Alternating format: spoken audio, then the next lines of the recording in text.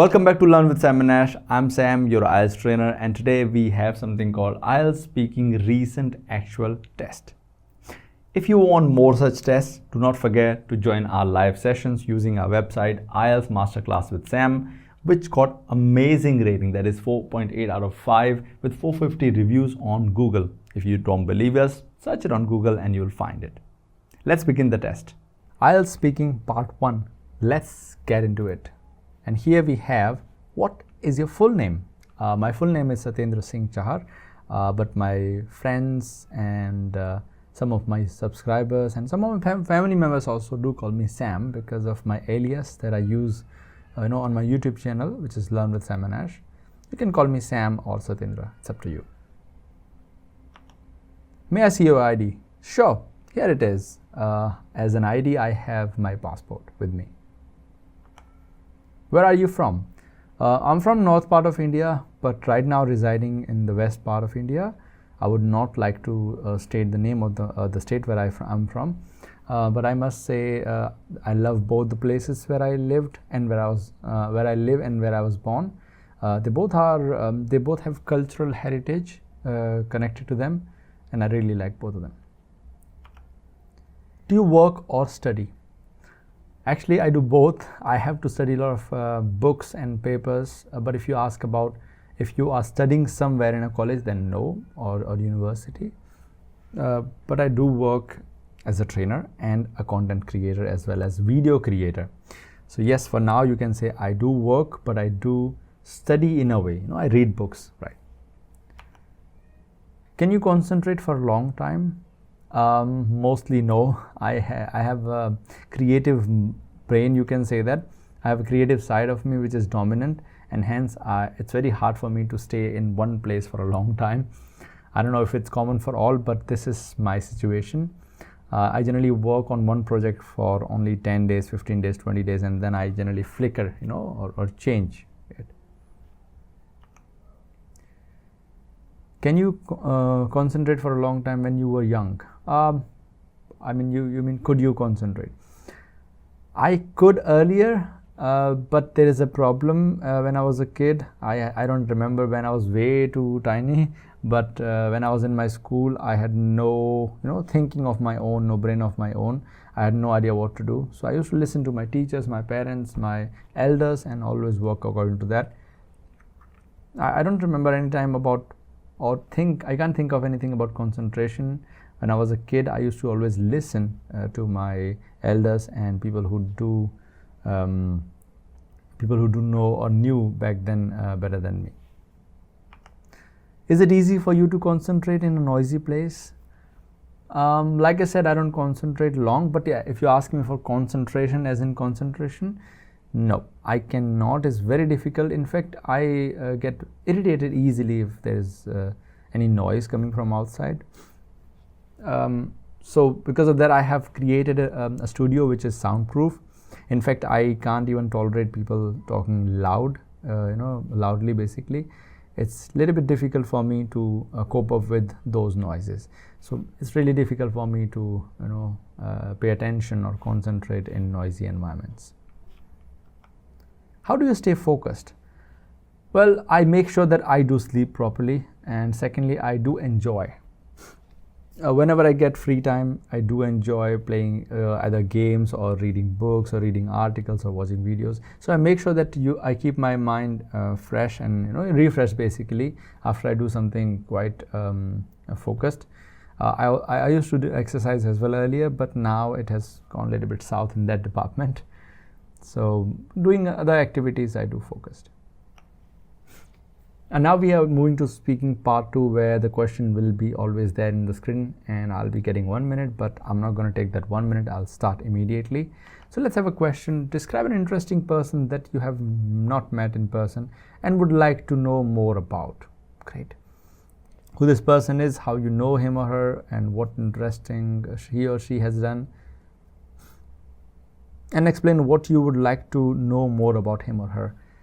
It's a quite critical and typical question, I would say, because I have to think about the person. So I should be getting some 10 to 20 seconds, I would say.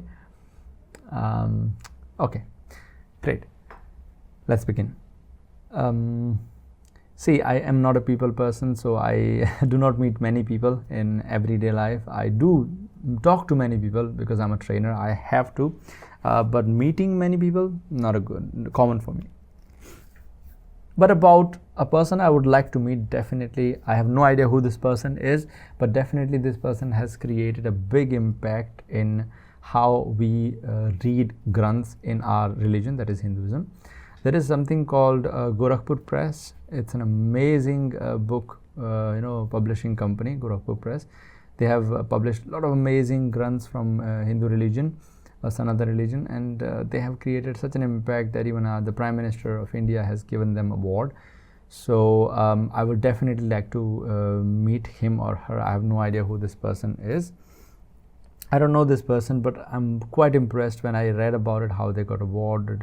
The company, I just heard that this person, the company owner or the company got awarded. So definitely, maybe if that person is not alive, then if I could go back in time and I could meet that person, the way they have become, or this person has become interesting for me, because I have no idea if he or she, they have become interesting for me is because of their take on certain aspects of Hinduism or Sanatana Dharma. Because back then nobody focused on these things, right? Back then nobody was ready to listen to these things, but this person did, and they created an environment and an impact and an empire, 3 of them, right? So definitely, if I could, I definitely I would meet that person in person, in live, that means. All right, moving to the next part. IELTS speaking part 3, which is, as you can see here, speaking part 3 questions are a little bit long and irritating. Are there any differences in relationship between your friends and between you and other people? Definitely, with friends, I'm quite open. There are quite a bit of changes in behavior in how I talk to my friends. That is generally online friends. I don't have offline friends. And other people, I refrain from being informal. With friends, I can be, mostly. I can be me, I can be, I can reflect myself. So yes, with friends I can be quite open, that I can say that rather than other people. There I have to think twice before what do I speak and how do I speak, because I have no idea what this person is all about. I know their personalities, their vibes, their energy. I have no idea. So I do not talk to them with in an informal way. I talk very formally to that person. But with friends, everything is fine. Do people feel lonely in crowded cities? I think that depends on your environment more than your city, I feel. For example, when I moved to Greater Noida, there were people who came to me who said, "Oh, you are new to this area. Please go ahead and please do come with us and have a lunch or dinner with families and all." That was good gesture. So that area will have hustle and bustle going on. People will not be lonely. They will talk to each other. So rather than thinking of it as city perspective or city outlook, I would say go for if you think from tinier perspective, if the community or the society is is open, definitely a person would not feel lonely. Mostly will not feel lonely. But if you compare it with a rural area or countryside, then yes, cities do feel quite alone, because people are busy in their work, busy in their studies. When and how can people get to know new people? I think it's about connection with others. For example, we go to certain parties where certain type of people are present, certain groups are present. In that group, definitely you have like-minded people. For example, we have certain marriages, certain celebrations where similar custom, traditions or culture is followed, and there you meet new people who can connect with you easily. Right. Otherwise, if you meet random people, they will definitely doubt you, or you would doubt them, or the vibes or the energies or the way we think, the way we perceive innate and innate things, or will be different, right? Definitely, it won't be same. So meeting people who are in similar event with their tradition and cultures will definitely be easy. And they do meet by, you know, initiating the conversations, or by other person, the mediator, or the person who knows both of them, you know, talking to them like, oh, this is that person, that is this person, let's talk. Sometimes such relationship go for a long time. Can clothing tell and reveal a person's personality? Depends on situation to situation. If a person wears similar clothes, doesn't matter where they go, it's in their personality. That's what I feel. They don't care about what they are, where they're doing. That means they do follow it. Certain person, when they change according to situation, that means they do understand how to behave around people. And certain people who always be angry about certain things, and they show in their clothes sometimes. So it depends on person to person. So can clothing tell a person's personality? That was the question. I wouldn't say completely yes, but in certain situations it does, right? So it's a depends kind of answer. Why do individuals from same family have different personalities?